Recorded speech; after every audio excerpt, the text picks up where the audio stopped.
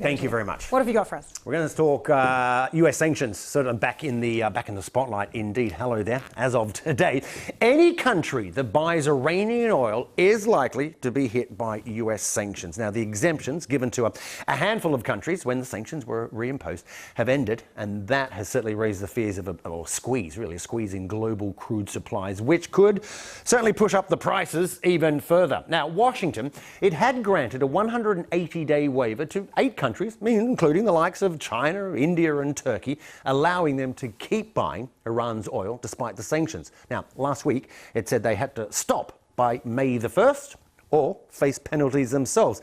You can see how that news certainly pushed up the price of Brent crude. There it goes. It's just keep rising. Well, it has fallen off a little bit, but it is still up almost a third in the price this year.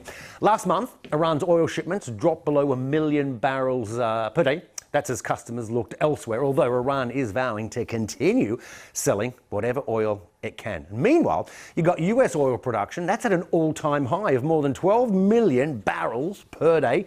The US hopes that will, as well as Saudi Arabia and the United Arab Emirates, will prevent the shortfall. Although I think it is fair to say that light crude is a different type of oil from what the Middle East produces. That's a heavy oil, and experts have been telling me that that's what Iran produces, Saudi Arabia produces, and there are many refineries in Asia. Russian oil is heavy as well in Asia that they've spent billions on that can only actually refine that heavier oil. It's not the light oil.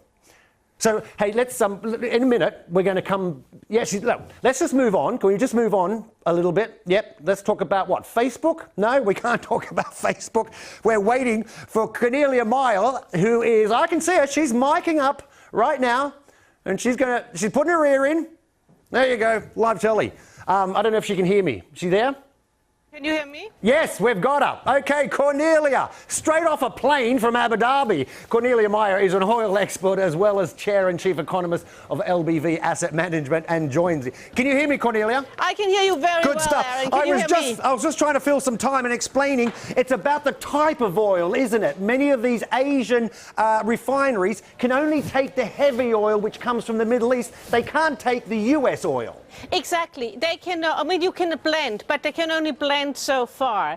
And especially the Indians are in a real bind because they get most of their oil they get a lot of their oil from Iran and from Venezuela. And as you know, Venezuela has literally fallen off a cliff. Yeah. And Iran is now falling off a cliff. So it's really, really hard for them. The Turks are not happy because of the proximity of Iran to Turkey. The Chinese, I don't know, they have an ability to buy futures in renminbi, they have this new futures exchange, so they may be able to get some oil. They may also be able to talk to the Americans in terms of their trade negotiations. OPEC, the head of OPEC has just come out and said it is impossible to stop Iranian oil from the global market. Do you think, despite the sanctions or the threats, do you think Iranian oil will still find its way on the world market? Absolutely, and I think, there's this, the people smuggle, right? I mean, Iranian oil gets smuggled, that's one thing. The other thing is there's the real demand. The Indians are allies of the Americans. The Americans have no interest in crippling the Indian economy. The Chinese will have their own way of doing it, the non-oil denominated things. And there's enough oil out there. If you look at it, there is spare capacity of 1.5 to 2 million barrels a day from only a few of the OPEC producers. So I wouldn't be too worried, but it's an impossible situation, and especially on the Trump administration saying we want a low oil price, but then you take Venezuela off, you take Iran off. That's just a bit difficult. Yeah, and you take those out of the pipeline, so to speak, and that pushes the price up.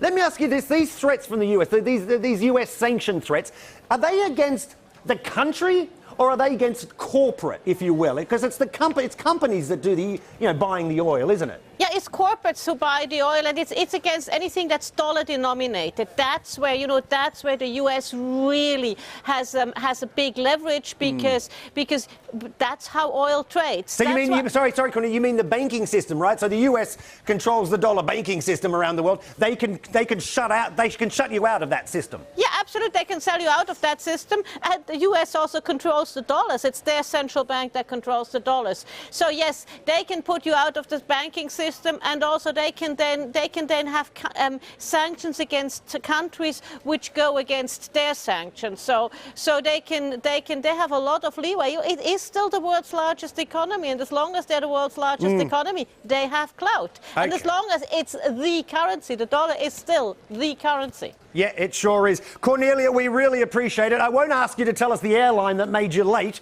We won't do that, but thank you so much. We'll talk to you soon. You can get your breath now. Cornelia Meyer joining us there. I've got plenty more.